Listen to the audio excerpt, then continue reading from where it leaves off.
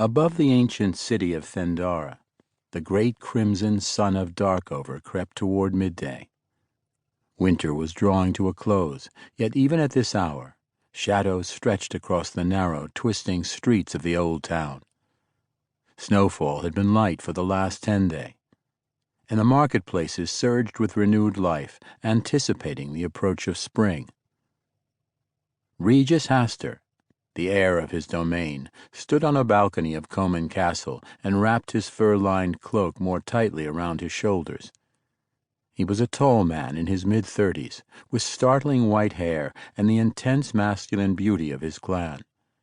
His gaze slowly swept from the spires and towers of Thendara to the Terran trade city, the rising steel edifice of the Empire headquarters complex, and, still farther, the spaceport.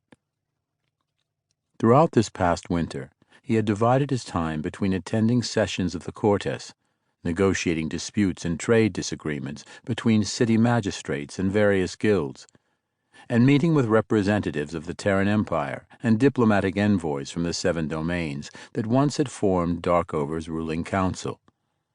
Oddly, Regis found himself nostalgic for the days when the Comyn gathered together, debating and discussing, scheming and plotting, planning marriages and trading gossip, even those times when a traditional evening of dancing and music was punctuated by the occasional formal duel. Those days, he reflected, would never come again. Between a low birth rate, natural decline, and the targeted assassinations of the world wreckers, the Comyn had been decimated, their remnants scattered. These last 10 years had been an unbroken struggle to restore the ecology of the planet while trying to develop a new system of government. In his more pessimistic moments, Regis admitted that his idea for a new ruling council, one open to telepaths of any caste, had been a singularly unfortunate scheme. What had he been thinking? To exchange men who had been educated for leadership since birth for a patched-together assembly that was inexperienced, sometimes illiterate, often pathologically independent. Even the keepers, with years of rigorous discipline in the use of their psychic powers, had little training in matters beyond their own towers.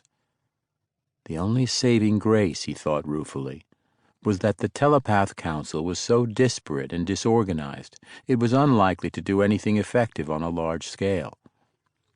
What would happen if a crisis demanded unified action? He supposed the remains of the Comyn would rally. Certainly the people would, if he asked. If I asked.